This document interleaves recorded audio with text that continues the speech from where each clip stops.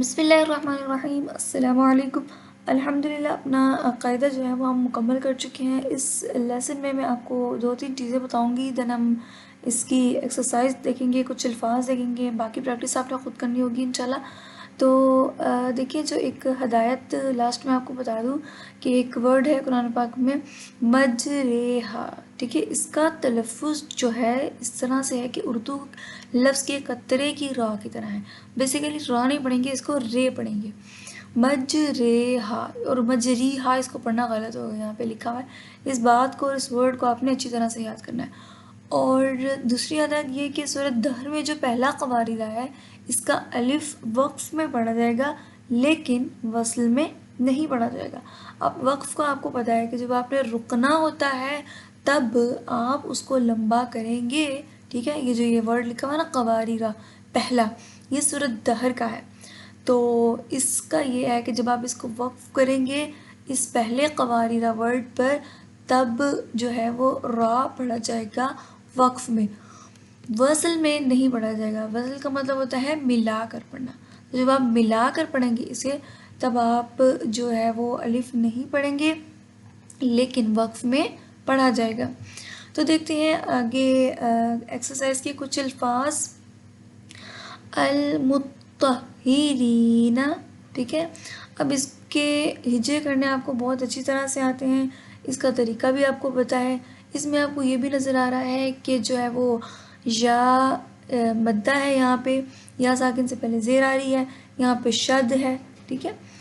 فاعلین، اب یہاں پہ فاپ دیکھیں، کھڑا زبر ہے، ایک الف کے برابر لمبا ہوگا۔ لی ہے تو یہ یا مدہ ہے، ایک الف کے برابر ہوگا۔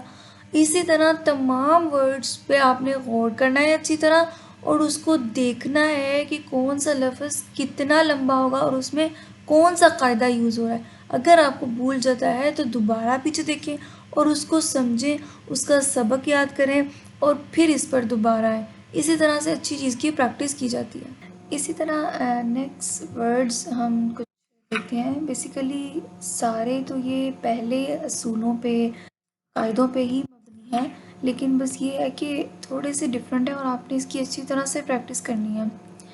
ان کے مخارج آپ کو یاد ہیں، اس کو موٹا پڑھنا ہے، اس کو کہاں سے نکالنا ہے یہ بھی آپ کو اچھی طرح پتہ ہے، اور اس کے علاوہ آپ کو ہجے بھی کرنے آتے ہیں۔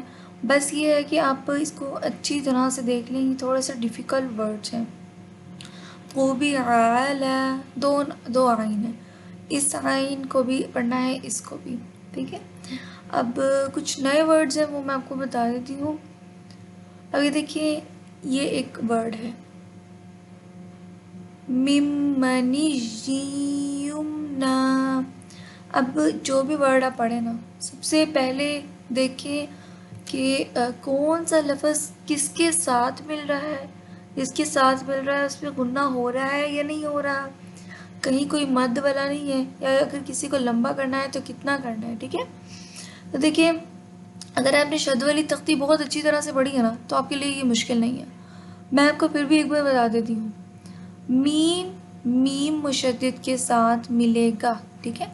میم زیر میم، میم، میم زبر ما، مما، ٹھیک ہے۔ نون زیر یا نش، یا دو زیر یا ین، یا پیش میم یم، ممنی یمنا۔ اب میم مشدد پہ بھی غنہ ہوگا اور یا مشدد پہ بھی غنہ ہوگا، ٹھیک ہے۔ آگے ہے وعلا۔ اب لام ہے، اس پہ یہ ایک مد ہے، چھوٹی مد، 3 حرکات کے برابر لمبا اس کو ہم نے کرنا ہے۔ مم معک۔ اب دیکھیں اس میں 4 میم ہے، 1 2 3 4، ٹھیک ہے۔ پہلے میم 2 زیر میم، میم، میم زیر میم، میم، میم زبر میم ما، ٹھیک ہے۔ میم مم۔ آپ نے اس بات کا خیال رکھنا ہے، پہلے آپ نے کون سا پڑھنا ہے، दूसरा आपने कौन सा पढ़ना है और तीसरा कौन सा पढ़ा है। बेसिकली आवाज़ सबकी सेम होगी। वअला उममिम मिम्मम माअका, ठीक है। आगे एक वर्ड है ये वाला, लफ़ी इल्लियीना। ये भी इतना मुश्किल नहीं है अगर आपको बहुत अच्छी तरह से सारा आता है।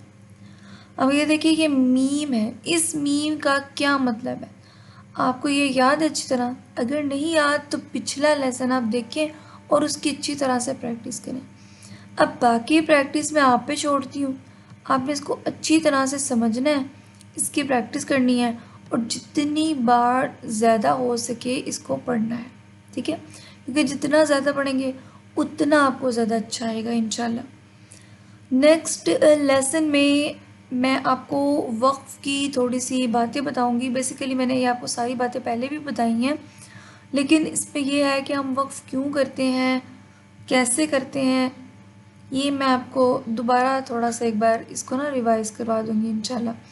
देन उसके बाद जो है वो रमूज़ी औक़ाफ़ है कुरान पाक कि किन इलामात पर जो है वो वक्फ़ करना जायज़ है, किन पे किया जा सकता है, किन पे नहीं किया जा सकता।